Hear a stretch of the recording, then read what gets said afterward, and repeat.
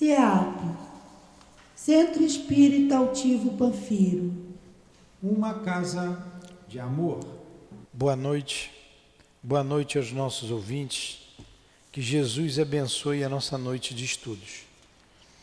Nós estamos na coletânea de preces, não é isso? Ato de submissão e de resignação. A gente leu o prefácio semana passada, não foi?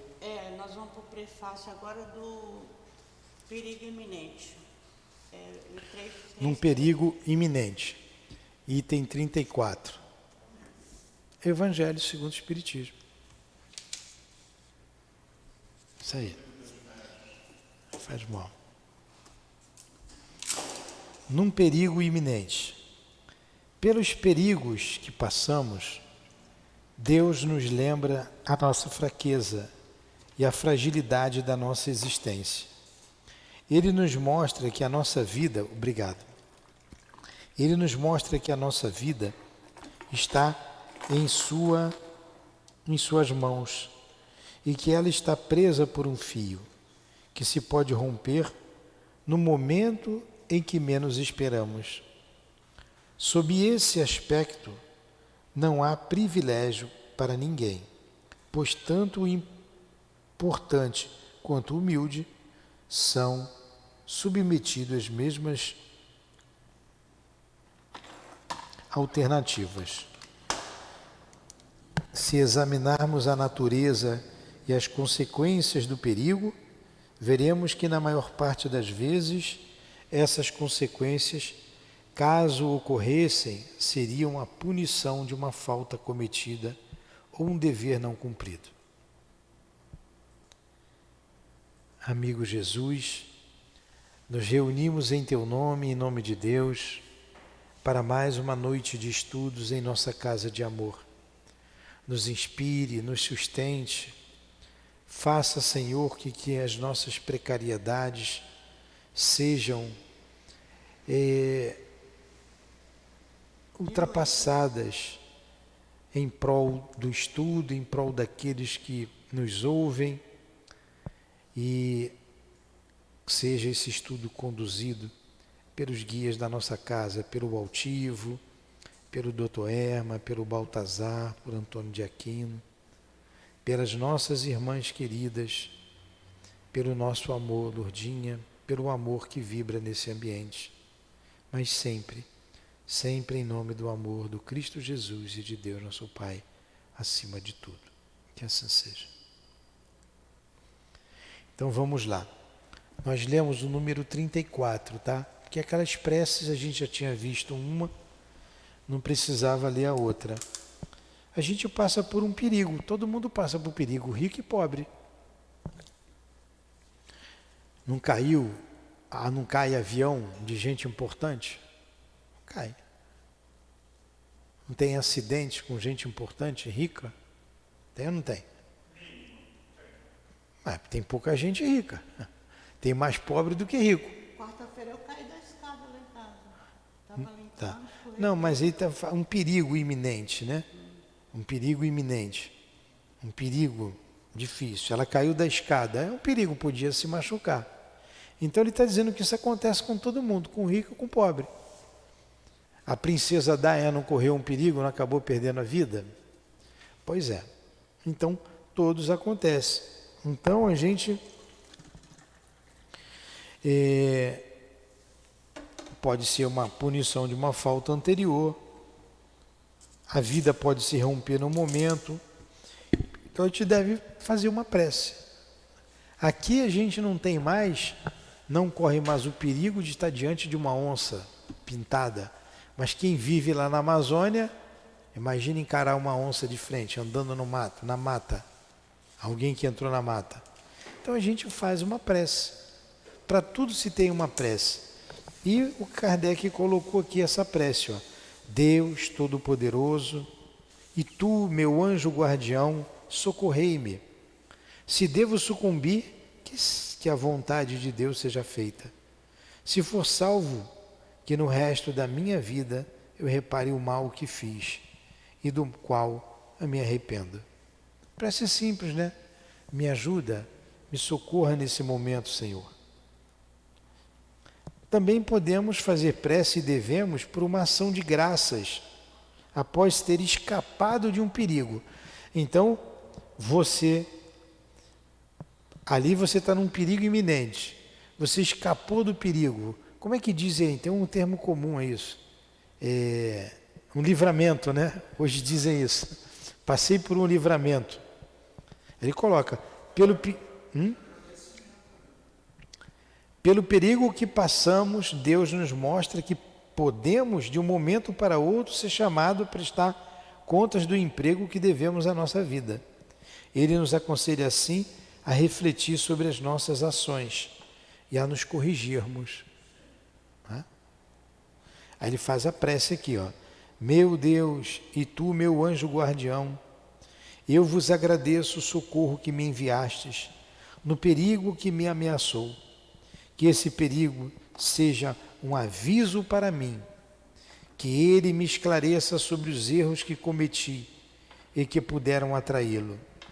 Eu compreendo, Senhor, que a minha vida está em tuas mãos e que podes retirá-la quando desejares. Porque nessas preces ele traz vários ensinamentos para a gente. E a gente está na mão de Deus. Né? Quantas pessoas morrem de uma hora para outra? Ou ele passa por um perigo mesmo. Né? Pelos bons espíritos que me assistem, inspira-me a ideia de empregar de forma útil o tempo que ainda me concedes aqui na terra. Meu anjo guardião, sustenta-me na resolução que tomei de reparar meus erros e de fazer todo o bem que estiver ao meu alcance, para que eu possa chegar ao mundo dos espíritos quando Deus decidir me chamar, carregando menos imperfeição. É uma prece que ele citou aqui. Você não precisa fazer igualzinho essa prece. A gente estava estudando aqui as obras da Dona Ivone, e a Dona Ivone disse que gostava de ler essas preces. E quando ela estava naquela situação lá em Petrópolis, que ela foi para uma casa e lá ainda ficou 2 meses e estava escutando um gemido, umas vozes incompreensivas, e ela vai até o sótão, e naquele dia ela estava lendo, como eu gostava, as preces contidas no Evangelho, são essas preces aqui. Aí ela viu o espírito lá, um suicida, estavam no sótão, né? Ele tinha dado um tiro na cabeça, não foi? Um tiro na cabeça. E ela estava depois da oração. Então essas preces, elas trazem ensinamento e nos faz bem a gente ler. Faz bem a gente ler. Assim como todas as vezes que inicia-se um estudo, uma palestra, faz-se a prece, esperando a graça Sim, a ser alcançada. E quando termina, a gente agradece. fazemos da mesma forma, agradecemos. Ele está colocando aqui, o Carlos, para cada atitude da vida. Né? Agora a gente vai fazer no momento de dormir. É importante rezar para dormir, Luana? No momento de dormir. O sono é o repouso do corpo. Muita gente não sabe disso. E muitos espíritas também não leem essa parte. Chega aqui, acabou. Isso aqui é só prece. Aí, a nossa irmã que dá aula aqui, a Gracildes, ela falou, Nilton, o capítulo 28 eu não vou fazer não. Eu falei, não, é para fazer sim. Vai fazer sim, vai até o final. Vamos lendo, tem muito ensinamento aqui. E incentivar a gente a ler. Se está aqui é porque é importante. Kardec não ia perder tempo de não botar algo que não fosse importante. Então a gente tem que ler tudo. No momento de dormir, o sono é o repouso do corpo. O espírito, porém, não tem necessidade de repouso. Quantas pessoas sabem disso? No mundo? Poucas. Poucas. Poucas pessoas sabem explicar o que é o sonho. Poucas.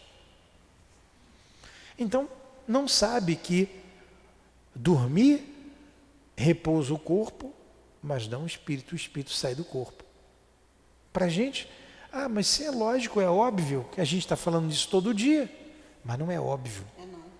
Da forma que é explicado para a gente que a doutrina espírita explica, ninguém explica. Nem psicólogo, nem... Fala no microfone. Ela está dizendo que a doutrina, do jeito que a doutrina espírita explica, ninguém explica. O psicólogo não explica porque ele não entra no campo da alma, nem o médico. Por isso. E uma coisa impressionante, que na semana passada foi comentado pela nossa colega Eloá, na quarta-feira, no estudo do Evangelho segundo o Espiritismo, e eu passei, por incrível que pareça, a seguir o que ela havia dito a partir de quinta-feira. Antes de deitar, eu me isolo de tudo, eu pego o Evangelho e faço a leitura de uma página. Feita a leitura de uma página do Evangelho, eu faço a minha prece. Uma coisa impressionante, se você percebeu, eu não tenho vindo na parte da manhã. Eu troquei a parte da manhã para a noite. Porque o que eu tinha de insônia, eu não dormia bem. Eu estou há uma semana dormindo muito tranquilo. Porque eu faço a oração com sentimento, mas não antes de ler uma página do Evangelho. Então é impressionante como as coisas são dessa forma. E muitos não acreditam, muitos não prezam por isso. O sono é o repouso do corpo. O espírito, porém, não tem necessidade de repouso. Enquanto os sentidos físicos estão adormecidos, a alma, em parte, se desliga da matéria e desfruta das suas faculdades de espírito. O sono foi dado ao homem para reparar das forças orgânicas, a reparação das forças orgânicas e das forças morais. Enquanto o corpo recupera as energias que perdeu durante a atividade do dia, o espírito vai se retemperar entre os outros espíritos e dali retira do que viu, do que percebeu e dos conselhos que lhes dão, as ideias que ao acordar ele recupera em forma de intuição. É o retorno temporário do exilado à sua verdadeira pátria. É o prisioneiro restituído momentaneamente à liberdade. E isso é importante para o espírito que vem para o corpo, ele ter esse momento de liberdade. Porque ficar preso no corpo, o espírito não quer. Ele não quer. Acontece, porém, como no caso do prisioneiro perverso, que nem sempre o espírito aproveita esse momento de liberdade para o seu adiantamento. Se ele tem maus instintos, em vez de desejar a companhia dos bons espíritos, procura dos que são semelhantes a ele e vai visitar os lugares onde pode seguir livremente as suas tendências. Que aquele que se ache consciente dessa verdade eleve o seu pensamento no momento em que sente o sono aproximar-se e peça a ajuda dos bons espíritos e daqueles cuja lembrança lhe é querida para que venham se reunir a ele, né? Durante o breve tempo que lhe é concedido. Ao acordar, ele se sentirá com mais força contra o mal e mais coragem contra a adversidade. Então você sai do corpo, você vai para onde você quer. E se você tem algumas tendências, e nós temos as nossas tendências ruins, todos, infelizmente, né, faz parte do processo evolutivo, nós não somos espíritos puros, então a gente pede forças contra a tentação, pede amparo, apoio dos bons espíritos para não deixar a gente sucumbir, que traga a gente para o trabalho, para o estudo.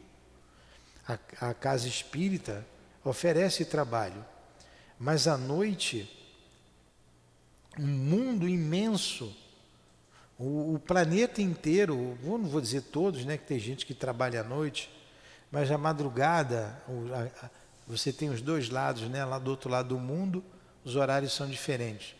Mas vamos pegar aqui, desse lado de cá, né, do ocidente, dormindo, está todo mundo fora do corpo. se unindo aos espíritos desencarnados. E o mundo espiritual, ele é muito perigoso. Ele é muito perigoso. A gente não sai de casa de noite, 10, 11 horas da noite, para determinados lugares da cidade. Você não entra em determinados lugares. Não entra mesmo. Nem a polícia vai. Ela pode ir com um grupo enorme para desempenhar determinada função. Agora, ir lá, não vai. Determinados lugares a gente não vai. Aliás, aqui no Rio de Janeiro, deu de noite, aí ninguém mais quer sair, né?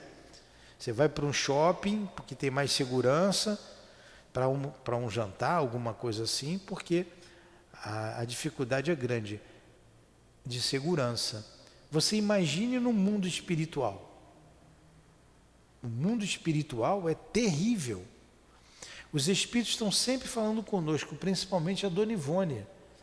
Ela sempre tem dito para a gente, vocês não sabem o que é o mundo espiritual, a maldade que tem aqui, as artimanhas, as armadilhas. Vigiem e orem muito.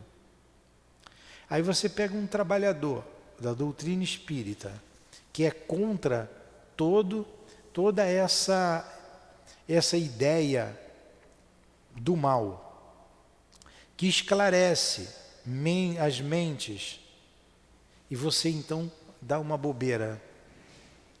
Você, por uma invigilância, se envolve durante o dia em determinadas situações e que são quedas morais.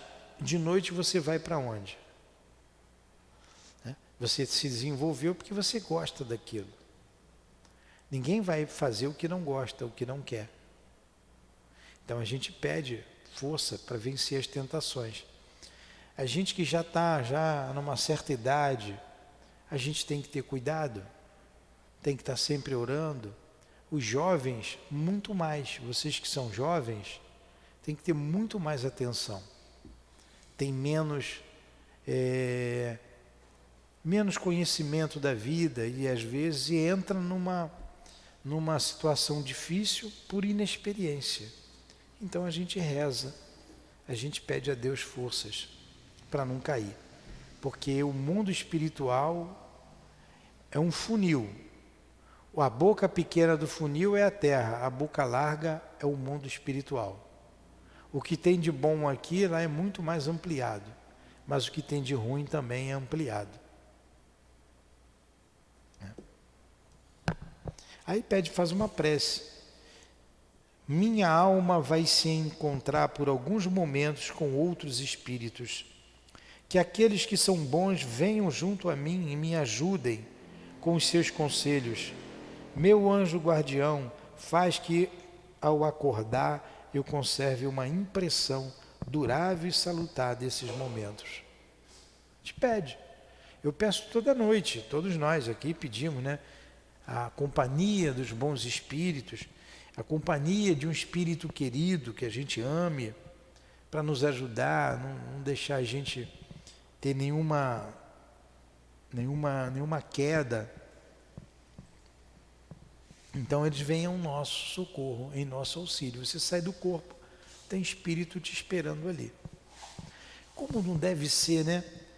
Os espíritos que estão presos numa prisão, assassinos que não se arrependeram, quando eles saem do corpo, eles estão livres. Então todos os presos, assassinos, maus, nas diversas prisões, durante a noite eles saem do corpo. E se ele não se arrependeu, se eles são maus, porque são espíritos maus, eles estão à solta. Imagina você à mercê de um espírito desse. Eles pertencem a falanges de espíritos do mundo espiritual. Quando acorda de manhã se prende ao corpo, mas todas as noites eles saem. Tem um livro, eu gosto muito das obras, há muito tempo que eu não leio, agora a gente quase não tem mais tempo para ler, né? A gente até lê aqui as obras básicas aqui com os estudos, estamos sempre lendo aqui, mas eu gosto das obras de Rochester. O Espírito Rochester, ele não são obras doutrinárias, mas são muito interessantes. Ele fala lá da história antiga, vai lá no Egito Antigo. E tem um livro, são 2 livros, chamado O Romance de uma Rainha, volume 1 e volume 2. Você já leu? É. É espetacular esse livro, espetacular. Aí tem a história lá do Aurangzeb. O Aurangzeb é um camarada que tinha muito dinheiro e ele queria encontrar, parece uma história de ficção, né? Mas não, a história é real. Ele queria encontrar o elixir da vida, para ele não morrer mais. E ele tinha um feiticeiro com ele, lá um camarada que mexia. Ele era um alquimista e mexia com magnetismo, mexia com uma porção de coisas. E ele tinha não é castelo, ele tinha uma propriedade imensa à beira do rio Nilo. E ele saía no navio,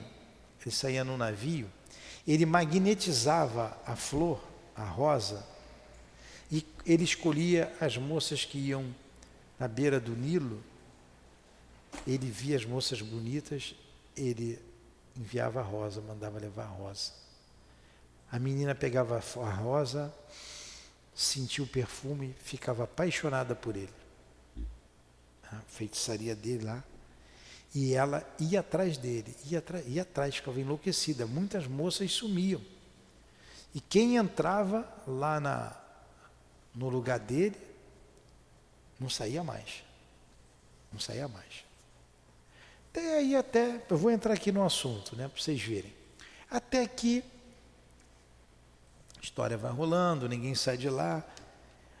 A filha da rainha se apaixona por ele, mas ela era esperta. Ela se apaixona por ele, mas ela, quando entra lá, ele não abusava das mulheres, ele não abusava. Engraçado, né? Mas eram várias mulheres lá. Tinha lá a experiência deles. Enfim, ela conseguiu fugir. Ela viu aquela situação e a rainha e o rei do Egito estavam à procura dela, movimentando mundos e fundos. Mas ninguém sabia o que tinha lá. Lá ninguém entrava, era escondido, era secreto o esconderijo. E ela fugiu. Quando ela fugiu, chegou em casa, pegaram, ela contou, foram atrás dele, pegaram ele. Olha que eu estou encurtando a história é muito interessante. Pegaram ele, mas ela ainda estava apaixonada por ele. Mas pegaram, prenderam, ele foi condenado à morte. A morte, uma morte crudelíssima, era a morte mais cruel que tinha lá. Ele foi emparedado vivo, foi condenado ao emparedamento. Né? Bota o cara deitado lá numa situação, faz a parede bem estreitinha, fecha tudo, lacra tudo e deixa ele lá. O feiticeiro, sabendo lá da moça, já sabia de tudo, ele faz lá uma droga em que ele entraria no estado de letargia. E ele tinha que tomar aquela droga para não dormir, para não morrer. Mas como levar a droga até a prisão? Ele já estava próximo de ser emparedado. Ele estava no cárcere. Ele vai até a menina, ele consegue ir até a menina, a filha da rainha, entregar o vidro para ela, e falar, você tem que entregar ele. Ele sabia que ela estava apaixonada. Quem pegava na rosa já era. Ele sabia. Mas ela conseguiu se libertar, mas não tanto. E ela desvia, ela, como filha da rainha, né? Vai até a prisão, consegue burlar todo mundo, vai lá e dá o vidro para ele, vai e toma o negócio. Pronto. O camarada é emparedado. E o que ele faz? Todas as noites ele saía do corpo. Ele não morreu. E ele se alimentava da energia das mulheres. Ele era um vampiro. E ele saía do corpo de noite e ia atacar as mulheres. Tem lá um caso que ele vai na filha da rainha, Mordia o pescoço. ele pra mordia sugar o sangue. pescoço e se alimentava e começou a ter muito caso desses, muito problemas. Teve o caso lá também com a filha, mas ele não mordeu a filha da rainha, não. Quando tentou ir lá, deu um rolo danado, mexeu com o filho da rainha, vai mexer com ela, daí deu ruim. Aí eles foram nas sibilas, eu não sei se era sibila, se era pitonisa, o nome que dava, os médiuns lá do templo. E o médium, o espírito através do médium disse assim, é o fulano de tal. Não pode ser, ele está morto, ele foi emparedado. Não, ele não está morto, ele está vivo. Ele sai do corpo e é ele que está fazendo esse estrago todo aí. Que muitas foram vítimas dele. Aí, não é possível?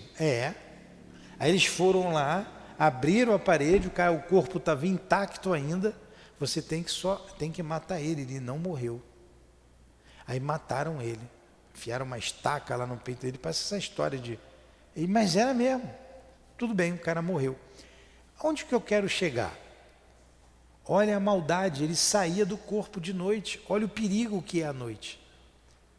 Tem a coisa boa, mas aquele que está desguarnecido corre o perigo do mal.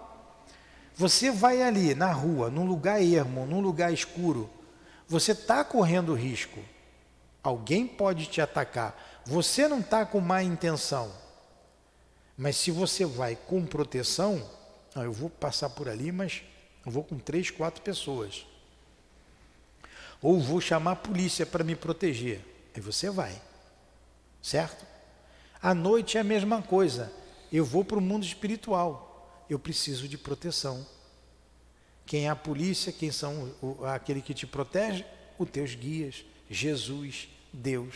E você então deve pedir prece. Querem saber o final da história? Ficaram mais curiosos lá na história do que aqui no Evangelho, né? Eu estou curioso. Eu quero perguntar o seguinte, não sei se saberia responder. Qual foi... a partir do momento que ele tomou o líquido, que ele entrou em estado letárgico, em que ele foi emparedado, quanto tempo, mais ou menos, ele levou emparedado até que ele tenha sido verdadeiramente morto? Há uns meses. Levou um bom tempo. Depois de muitos casos acontecendo, começaram a pesquisar meses. Muito tempo, não foi pouco tempo não. Mas querem saber quem foi esse cara? Eu perguntei para o Altivo. Falei, Altivo, essa história é verdadeira, Altivo? Não é possível. O cara fazia isso mesmo, isso lá no Egito Antigo, antes do Cristo, 2, 3 mil anos por aí. Aí o Altivo me respondeu da seguinte maneira: você quer saber quem foi o Aurangzeb? Falei, eu quero. Quem foi o Aurangzeb? Vai ler o livro Um Gigante Deitado. Até vou pedir aqui. Não tem aqui o Gigante Deitado. Me lembra, porque senão eu esqueço. Me lembra para eu pedir falar com o Omar? Jerônimo, né? Não? Jerônimo Mendonça. O Gigante Deitado é a história do Jerônimo de Mendonça. Ele era um jovem, ele ajudava muita gente, espírita. Ele, aos 18 anos, teve um problema de angina. Ele andava, angina, no coração. A dor só aliviava com um peso, ele andava com um peso de 30 quilos no peito. E ele só ficava na cama. Olha só, quanto tempo passou, bota aí uns 4 mil anos no mínimo, para ele expurgar tudo aquilo que ele fez. Ele tinha um peso, um peito de 30 quilos, ele ajudou a fundar várias casas espíritas, uma dor insuportável, ele atendia uma fila, uma ruma de gente para ele atender. Pode colocar no Google, vocês podem botar Jerônimo Mendonça. Mas o livro é um livro fino, gostoso de ler. Ele ouvindo, consolando, e ele só saía, ele andava numa cama, adaptaram a cama para ele, onde ele ia com a cama. E o livro é gostoso de ler porque é um livro engraçado, porque ele era muito espirituoso. Ele tinha resposta na ponta da língua para tudo.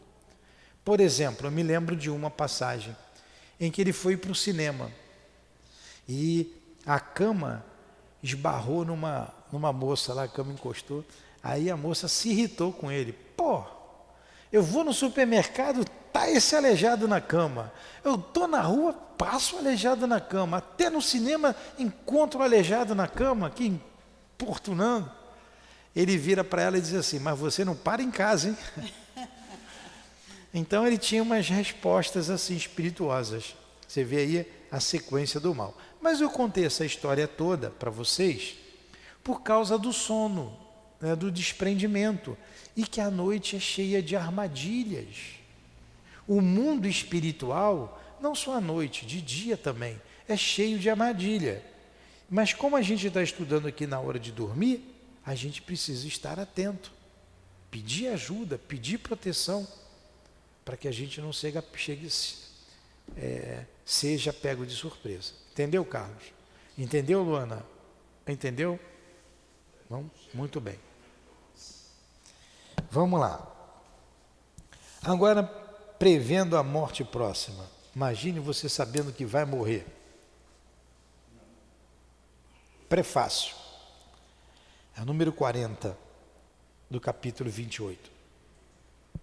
A fé no futuro, a elevação do pensamento durante a vida em direção aos destinos futuros colaboram para o rápido desligamento do espírito, enfraquecendo os laços que o prendem ao corpo, porquanto frequentemente a vida corporal ainda não está extinta e a alma impaciente já alçou seu voo em direção à imensidade. Ao contrário, num homem que concentra todos os seus pensamentos nas coisas materiais, esses laços são mais fortes, a separação é penosa e dolorosa, e ao despertar no além-túmulo é pleno de perturbação e ansiedade. Então eu sei que vou morrer. Se eu fui um homem apegado à matéria, é o que ele está dizendo, essa separação vai ser penosa, vai ser dura. Dizem os espíritos a respeito dos sensuais. O corpo expulsa o espírito volta para o corpo. E ele fica dias, meses, até anos, sentindo toda a putrefação do corpo. A ligação é tanta com o corpo que ele sente, acha que os vermes estão comendo ele. Então, homens pegados à matéria. Outros não. Adelaide Câmara, quem foi Adelaide Câmara? Adelaide Câmara foi Aura Celeste, né? A Aura Celeste, tá vendo? A Aura Celeste, ela se desligou do corpo, estava indo, pediu o coral para cantar as crianças, né, da escola que é do orfanato que ela dirigia, e elas cantam e assim ela desencarna. E ela sai levada pelo Dr. Bezerra de Menezes.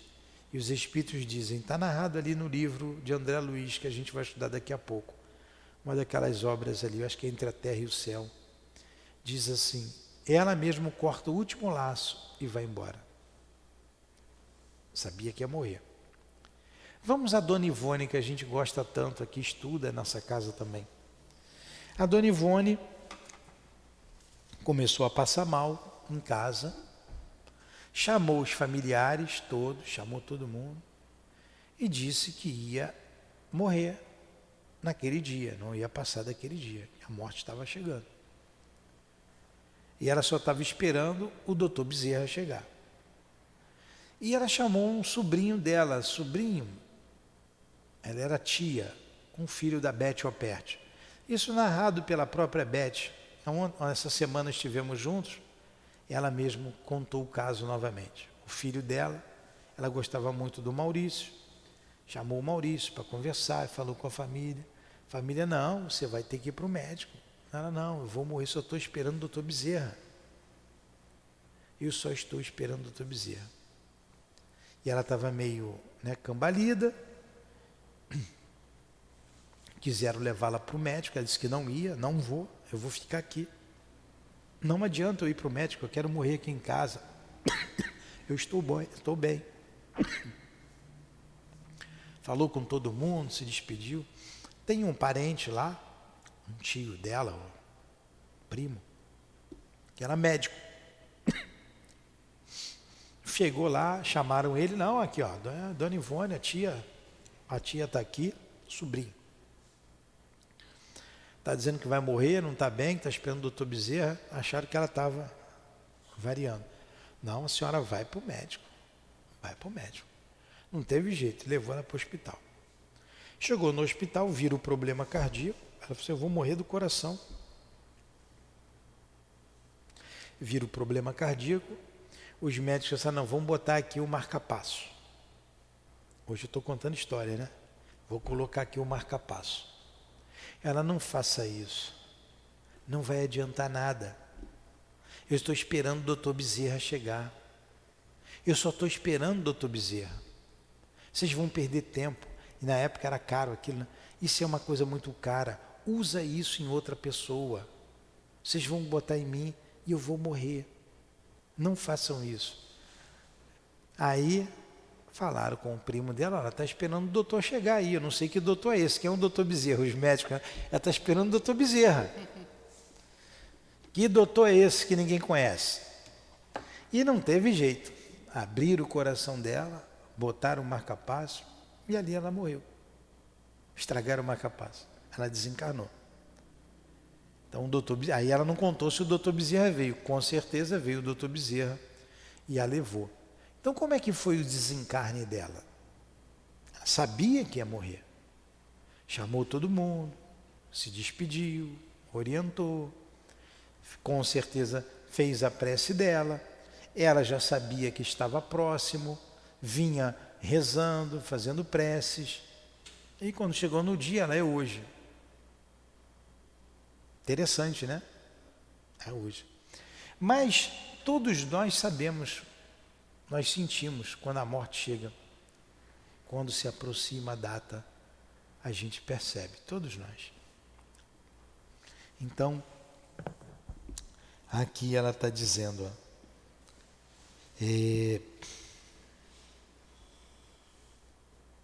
uma prece.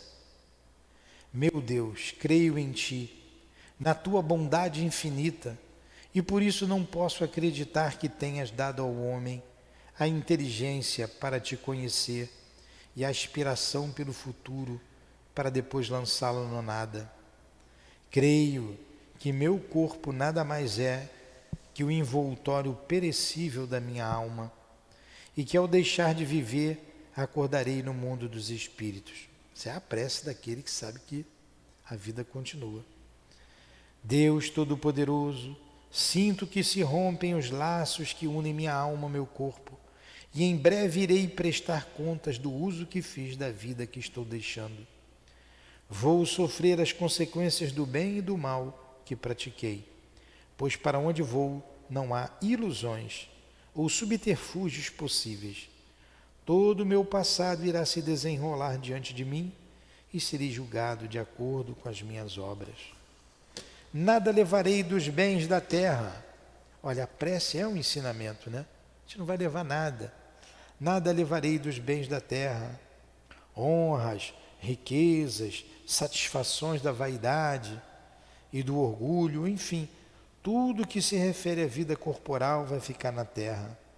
Nem a mínima parcela me seguirá, e nenhuma dessas coisas terá a menor utilidade no mundo dos espíritos.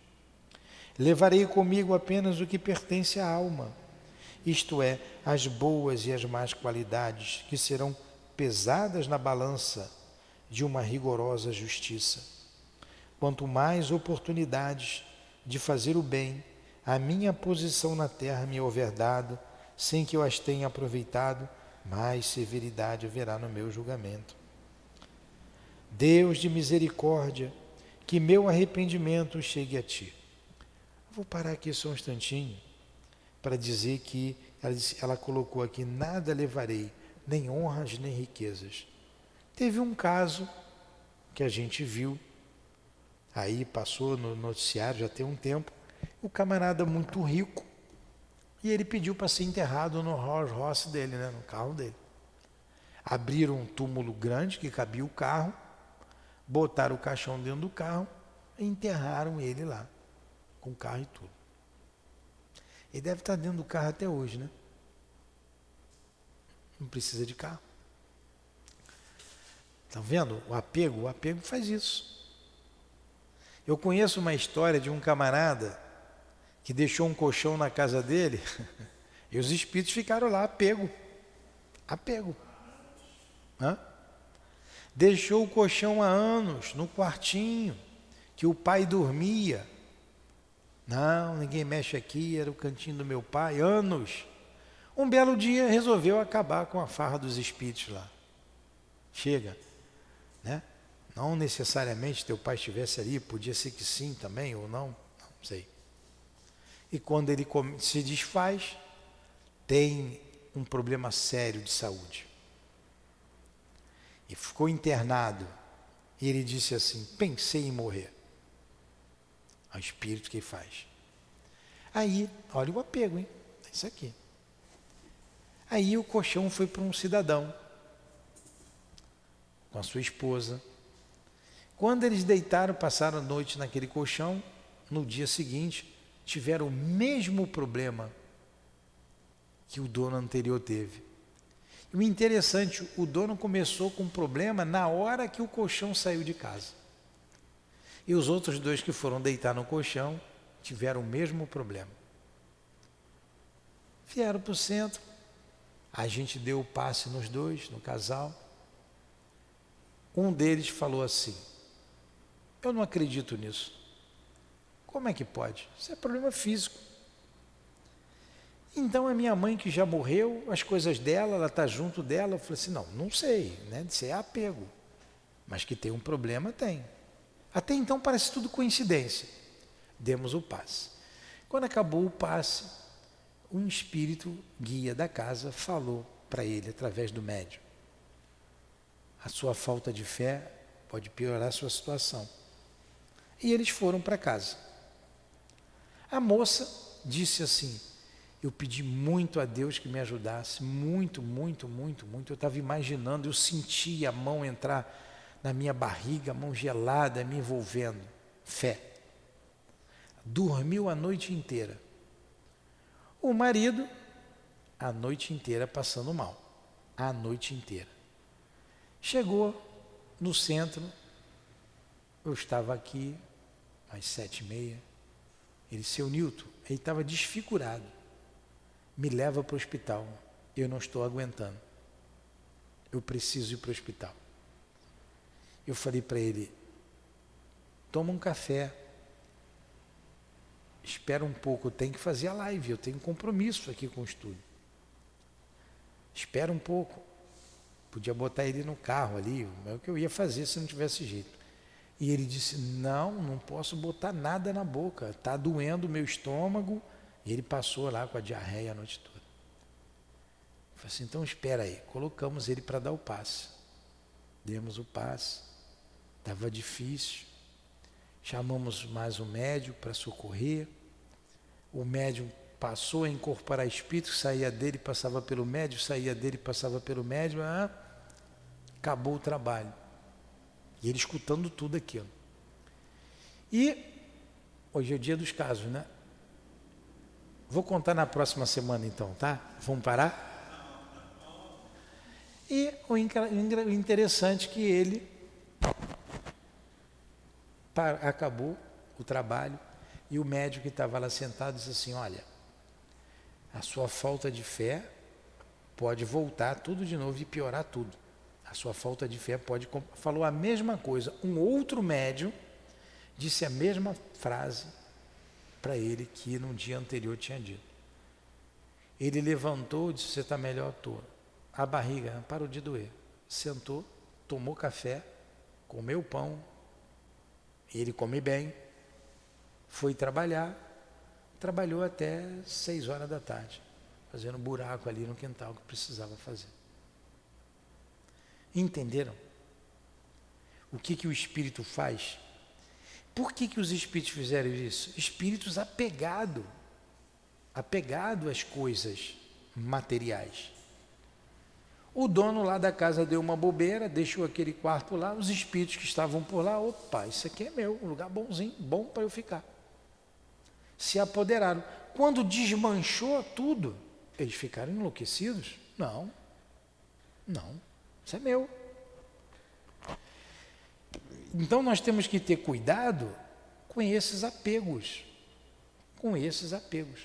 O André Luiz conta uma história também, naquele livro dele ali, daqueles livros, em que uma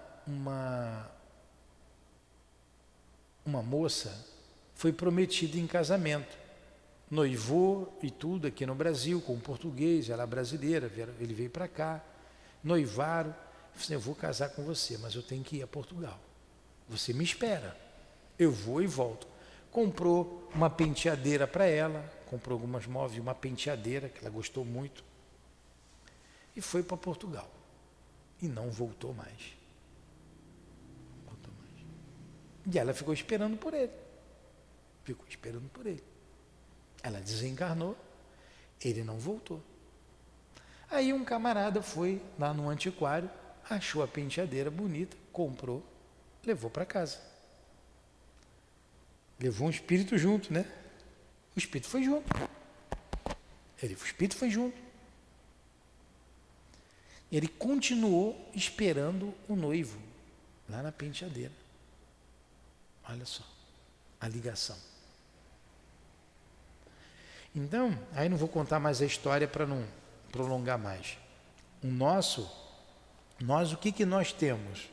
Honra, riqueza. A gente lembra da rainha de França, que está lá no capítulo 2 que nós estudamos. Rainha, eu era entre os homens, rainha, pensei de ser recebida no reino dos céus. Que desilusão. Quando vi acima de mim, mas bem acima, espíritos que eu não considerava, porque eles não tinham sangue nobre. Então, olha, como rainha, pensei de ser recebida no reino dos céus. E ela vai falando, né? Não adianta riqueza, não adianta poder, não adianta beleza. O que adianta é o que você fez, a sua humildade, né? Então, você vai levar com você aquilo que você tem na alma, ou as coisas boas, ou as coisas más.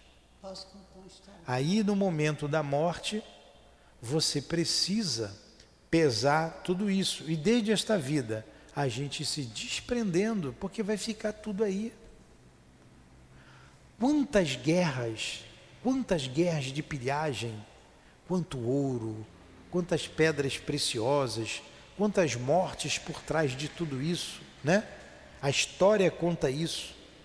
E onde é que está esse ouro todo, esses diamantes todos, onde é que está tudo isso? Na terra, continua aqui. Ninguém levou nada. Ninguém levou absolutamente nada. Fala, Conceição. Tem dois casos. É de uma pessoa espírita lá em Belo Horizonte, no centro lá, que eles faziam o bazar.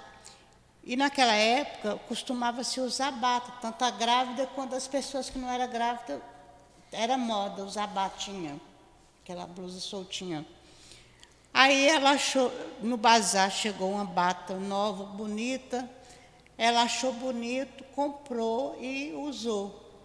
No que ela usou a bata, ela começou a sentir dor aqui na região. Aquela dor não passava, foi no médico, medicou, nada de melhorar. Aí ela foi para o centro espírita, ao qual ela fazia parte. Aí chegou lá, ela se queixou. Aí o mentor espiritual explicou que a pessoa que era dona daquela bata havia desencarnado, ela estava esperando no bebê. parto. Aí ela desencarnou com o bebê e ela estava com aquela dor e aí ela estava grudada na bata.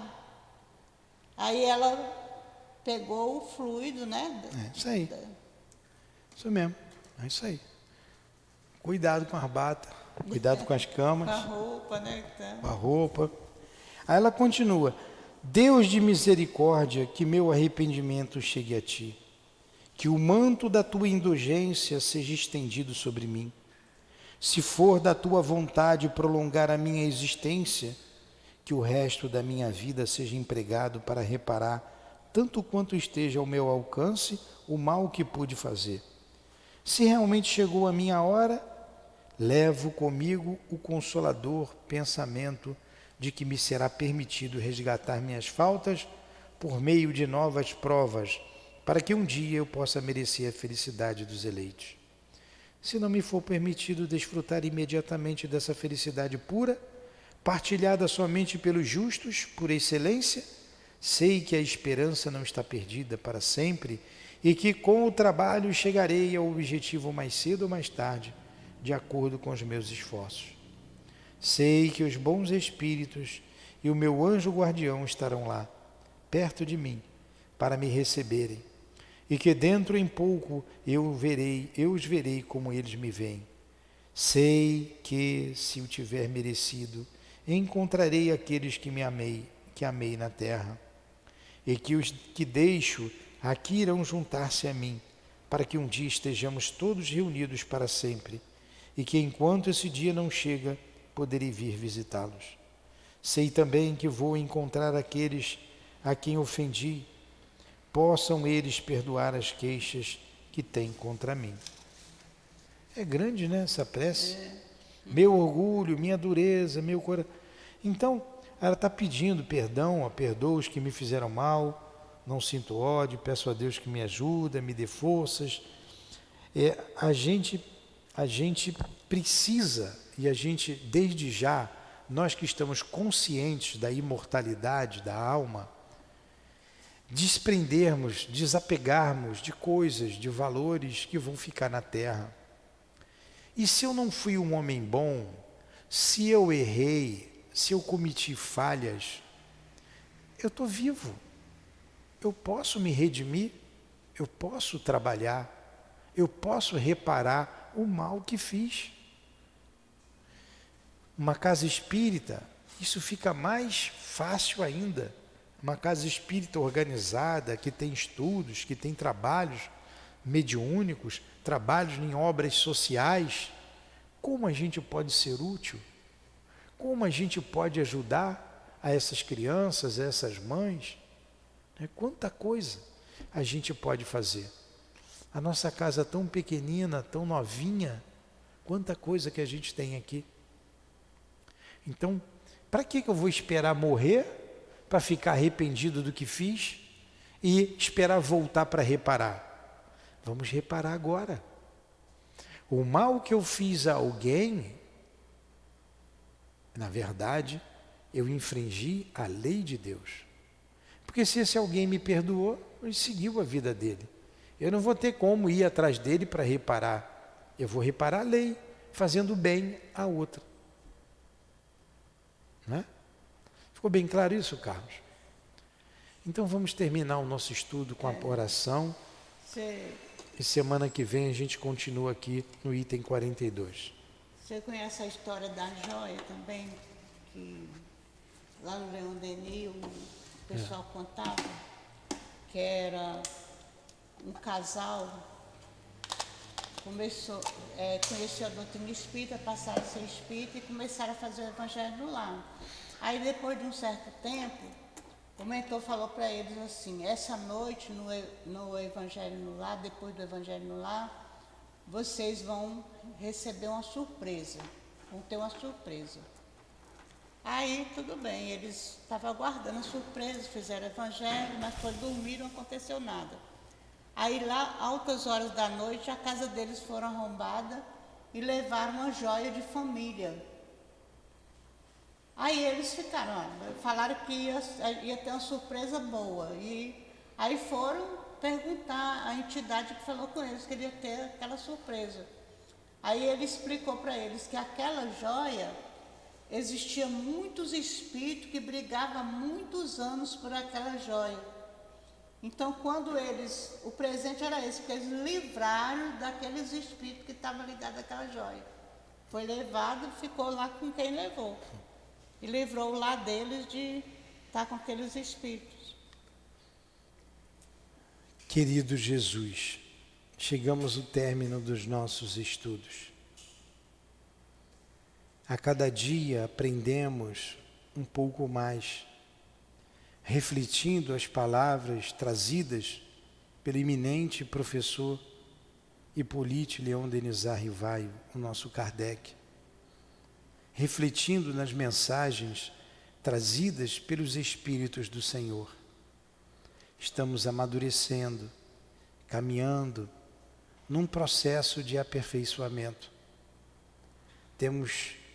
Trazemos conosco ainda, Senhor, muitas lutas, muitas dores, arrependimentos, mas trazemos também a vontade de trabalhar, de servir, de reparar o mal que fizemos um dia.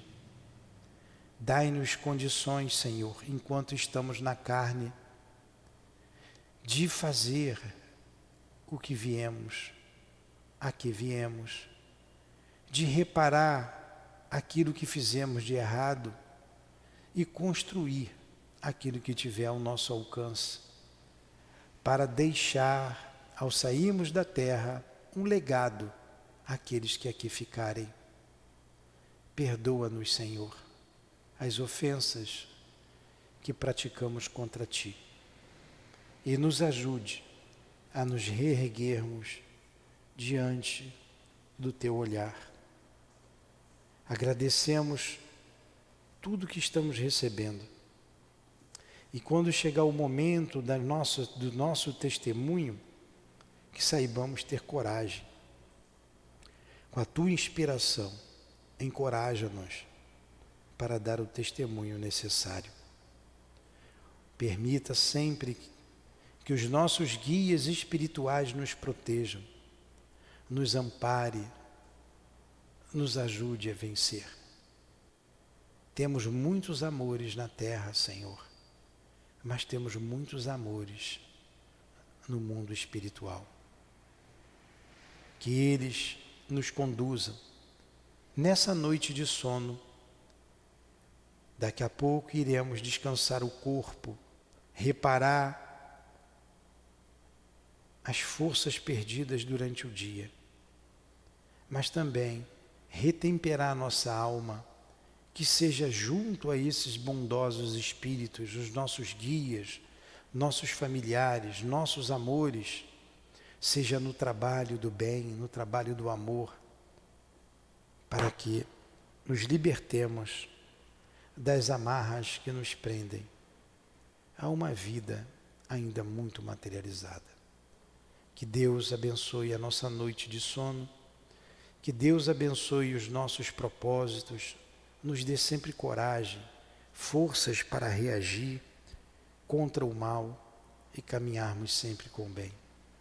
Deus abençoe a nossa casa de amor, o SEAP, em nome dos dirigentes da nossa casa, o nosso altivo, o nosso Baltazar, o nosso Dr. Herman, o nosso Antônio de Aquino, que representa os demais amigos, em nome do Dr. Bezerra, da Dona Ivone, das nossas irmãs queridas, Elvira, Cida, Neuza, em nome do nosso amor, Lourdinha, do amor que vibra nessa casa, do amor de Leon Denis, de Allan Kardec, do Teu amor, Jesus, mas acima de tudo, em nome do amor de Deus, nosso Pai, é que damos por encerrado as atividades, os estudos e as atividades do dia de hoje, em nossa casa de amor, o SEAP. Que assim seja.